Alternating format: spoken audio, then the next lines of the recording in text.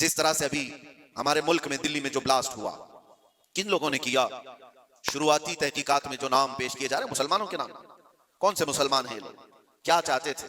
اور اس سے حاصل کس کا؟ یہ بات آتی ہے کہ یہ ڈاکٹر پیشے سے تعلق رکھنے والے لوگ تھے۔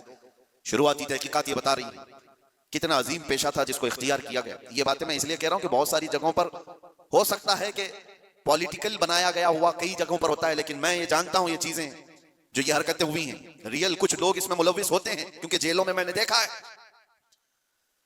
پولیس اے ٹی ایس سب کو یوں ہی اٹھا کر کے نہیں بھر دیتی، ان کے حالات ہوتے ہیں، ہم نے خود دیکھا ہے، ان سے بات بھی کیا ہے۔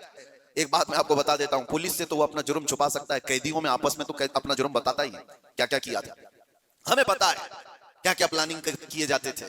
پہلے ہم بھی یہی سمجھتے تھے کہ یہ سارا کا سارا فیک ہوتا ہے، مسلمانوں کو پھنسانے کے لیے کیا جاتا ہے۔ نہیں، سب فیک نہیں ہوتا، کچھ ملوث ہوتے ہیں، پلاننگ میں اس طرح کے شریک ہوتے ہیں۔ اب میں نہیں جانتا کہ وہ کس طرح کے مسلمان ہیں جو ان چیزوں میں ملوث ہو جاتے ہیں، ان کو کون ڈائیورٹ کرتا ہے، کون فنڈنگ کرتا ہے۔ یہ سب حکومت کے اور ڈپارٹمنٹ کے کام ہے کہ ان لوگوں کو امن کو نقصان پہنچانے والی ایسی ہر چیز کو وہ روکیں۔ اس کا اثر اب کیا ہوگا؟ کیا ہمارے بچے جو ڈاکٹر بننا چاہتے ہیں وہ کسی بھی کالج یا یونیورسٹی میں جائیں تو کیا ان کو شک کی نظر سے نہیں دیکھا جائے گا؟ یہ بھی ڈاکٹر بن کر کے کہیں ایسا بلاسٹ تو نہیں کرنا چاہتا ہے؟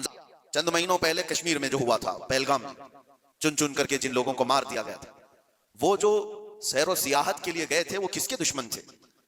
کس کے دشمن تھے؟ جن کو انہوں نے پکڑ پکڑ کر کے نام پوچھ کر کے مارا وہ کس کے دشمن تھے؟ کیا اسلام کے دشمن تھے، مسلمانوں کے دشمن تھے، یا تمہارے قرآن حدیث کسی کی دشمنی کی تھی جن کو پکڑ کے مارا گیا؟ کیا اسلام میں اس بات کی اجازت ہے کہ کہیں پر بھی کوئی گھومنے ہوئے آئے اور اس کو مار دیا جائے؟ ان ظالم کتوں نے جن لوگوں کو مارا اس کے بعد جو دہشت پھیلانے کی کوشش کی، اس کا اثر کیا ہوتا ہے؟ دنیا میں اور دوسری جگہوں پر غیر مسلموں کے پاس یہی میسج جاتا ہے کہ یہ اس طرح تنہا پا کر کہیں پہ بھی قتل کر سکتے ہیں۔ پورے مسلمانوں کو انہوں نے خطرے میں ڈالا۔ آج جو ہوا اس کا بھی اثر وہی ہوگا جو 9/11 کے بعد ہوا تھا۔